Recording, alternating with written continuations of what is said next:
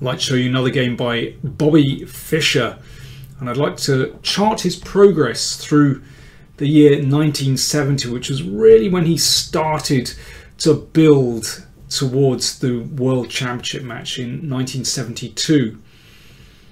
First of all, he had the Soviet Union against the rest of the world match where he defeated Petrosian 3-1, then the Herceg-Novi Blitz tournament, then he went on to a tournament in Zagreb where he won with a fantastic score of 13 out of 17.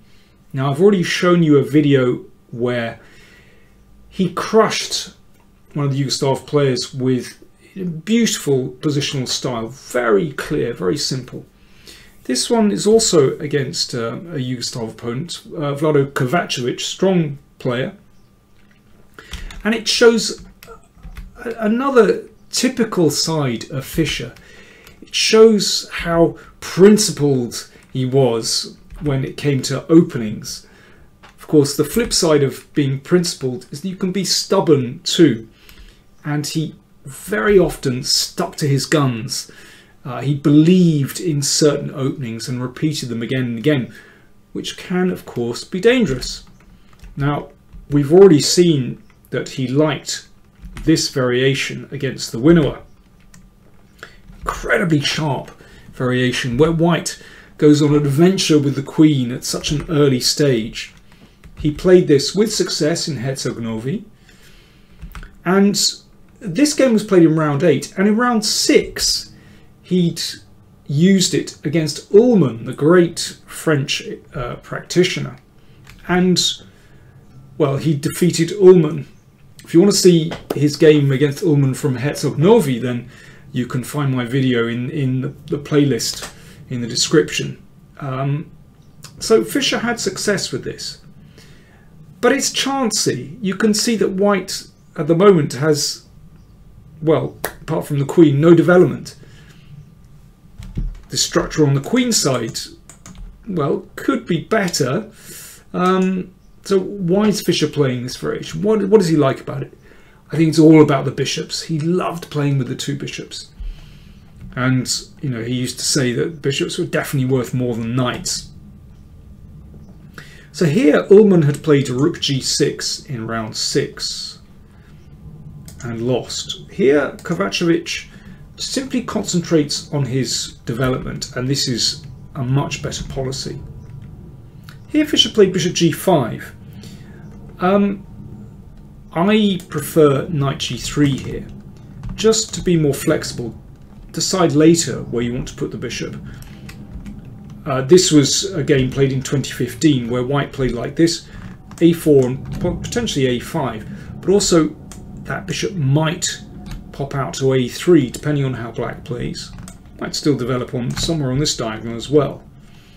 But basically I like it that this knight just blocks out black on the g file. But instead of that, Fischer played bishop g5.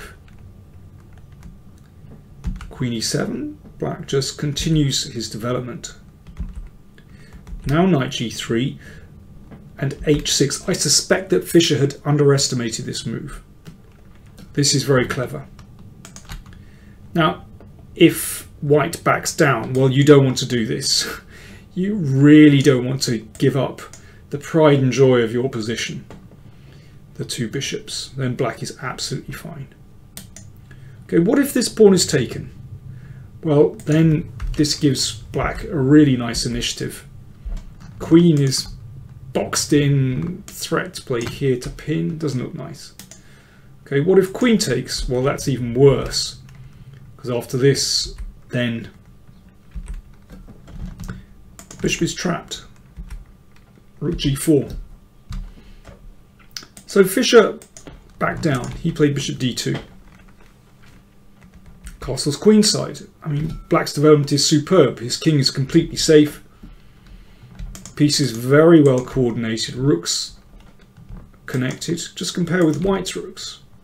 Not so good. And what are you going to do with the king? Here black can play e3. That's a possibility. That's also very interesting. But knight f8 swings around. It's very dangerous. to start hassling the queen. And now here, knight h5 has to be the best move. And if knight here, then, well, perhaps we take this. Incredibly, that seems to be okay. This is a reasonable move. And white is not actually going a piece up, because after this we come back. Tricky tactics. Attack the knight. And e3, and because of this discovered attack, then black wins back a piece. And well, I think black is slightly better here because his structure is better than white's. Still not so nice. But Fischer, instead of knight h5, played castles kingside. Wow, I mean, this really is casting into it. And again, shows a kind of stubborn streak that he's not willing to back down, actually. Knight g6.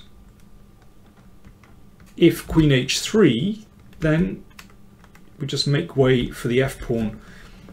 And this is fantastically dangerous. The combination of the rook and the bishop combining and converging on g2 looks awful. Fischer took on h6, but it's also not very beautiful. These rooks on these open files looks terrible.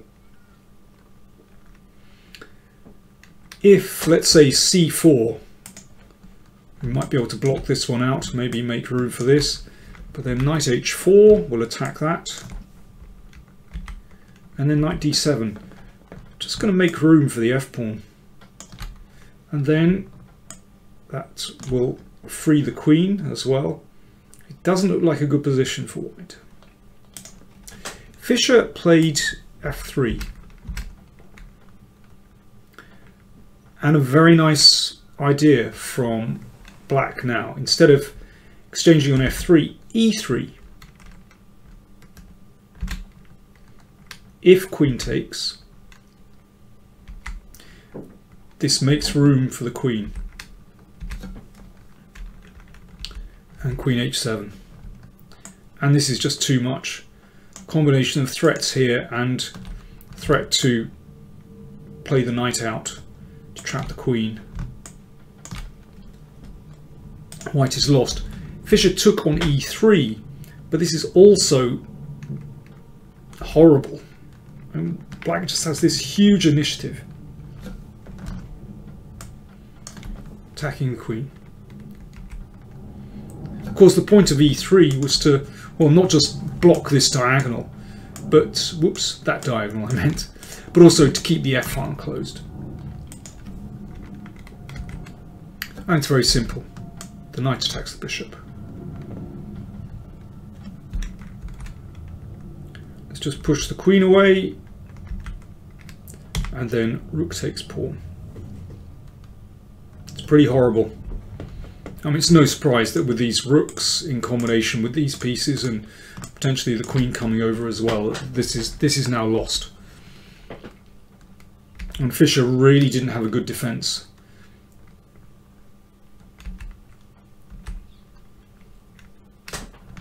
Threat to take here. So the knight drops and rook takes. And black finishes off very well here. Check. Knight g6. It's ready to come into this square, and there's absolutely nothing to do about it. Attacking the queen, attacking this. And after rook f2, a very neat, calm move, Fischer resigned. So threat to take here and take the knight, but also threatening bishop f3, and that really is too much. So as I said, for me that was quite a typical game because it showed Fischer's stubborn side. He often repeated the same openings, but has to be said that after this game, this pretty dreadful loss, he did reflect, and he came to playing e5 in this position instead of playing a3. And in fact, you might know a wonderful game that he played against Larsen in their candidates match in 1971, where, well, again, Fischer had the two bishops and used them absolutely beautifully. So there we go. I had to show you official loss as well. It did happen sometimes, but really 1970 was an extraordinary year for him, and as I said, he did win this tournament with 13 out of 17, a fantastic performance. More Fischer videos coming up too, and also some games from Spassky from around about the same time as well. Do check out the playlist where you can see more games from both these players, and do let me know what you think of this game. Don't forget to like, comment and share and subscribe. Thanks a lot.